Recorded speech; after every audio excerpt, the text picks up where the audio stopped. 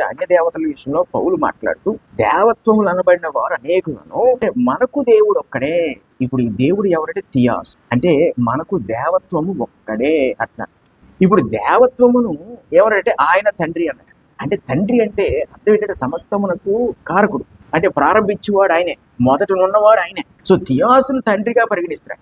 ఎందుకు ఇంత ధైర్యంగా మాట్లాడాడు పౌలు అంటే, పౌలుకి పాత నిబంధన బాగా తెలుసు.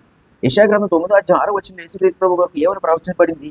నిత్యుడకు తండ్రి యేసుక్రీస్తు ప్రభువును కూడా థియాసులో పౌలు ఉంచగలిగాడు కాబట్టి, అంటే దాన్ని అలా గుర్తించగలిగాడు కాబట్టి నిరాటంకంగా ఎవరంటే మనకు దేవుడు ఒక్కడే తండ్రి అన్నాడు.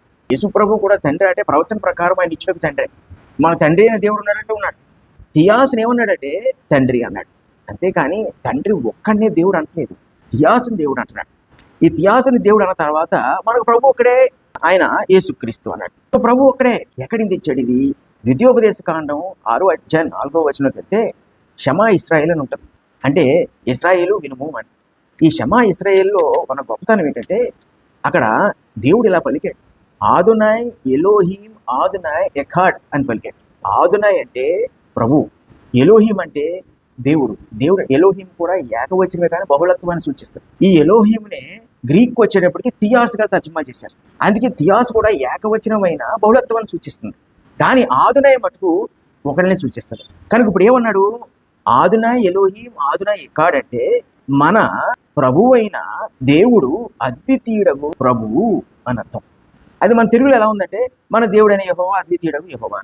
తప్పేం కాదు ట్రాన్స్లేషన్. కానీ ఆదునాయిని మనం తీసుకున్నప్పుడు ఇప్పుడు పౌలు ఏం చేశాడంటే 1 కొరింథీ 8:5-6 వచ్చేసేటప్పటికి ఏం చేశాడంటే అతను ఈ వచనాన్ని మొట్టమొదటిగా తీసుకున్నప్పుడు మనకు దేవుడు ఒక్కడే అన్నప్పుడు ఎలోహీముని తీసుకున్నాడు, మనకు ప్రభు ఒక్కడే అన్నప్పుడు ఆదునాయిని తీసుకున్నాడు. అంటే ఒక్క వచనం నుంచి తీసుకున్నాడు. ద్వితీయోపదేశ కాండము 6:4 నుంచే అటు కొరింథీల్లో చెప్తున్నప్పుడు దేవుణ్ణి ప్రభువుని తీసుకున్నాడు. అంటే ఇప్పుడు డిడక్టివ్ లాజిక్ తీసుకున్నాం అనుకోండి, అది కామన్ సెన్స్.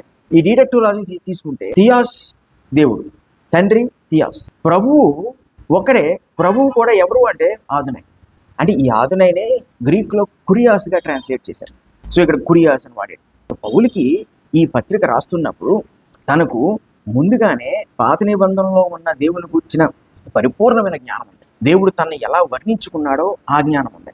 ఇప్పుడు యేసుక్రీస్తు ప్రభువుని ఎలా చూడాలి? కేవలం ప్రభుగానే చూడాలా, దేవుడిగా కూడా చూడాలా? అందుకే ఫిలిప్పీలకు రాస్తూ ఆ మాట అన్నాడు, దైవ సమానుడు అని అక్కడ వర్ణించాడు. ఇక్కడ కాంట్రవర్సీ ఏమీ లేదు. యేసుక్రీస్తు ప్రభువుని అర్థం చేసుకోలేని వాళ్ళందరూ, అంటే ఇహలోక సంబంధమైన దురాశలలో ఉండిపోయారు కాబట్టి వాళ్ళు యేసు ప్రభువుని దేవునిగాను ఆరాధనకు యోగ్యుడుగాను ఎంచట్లేదు.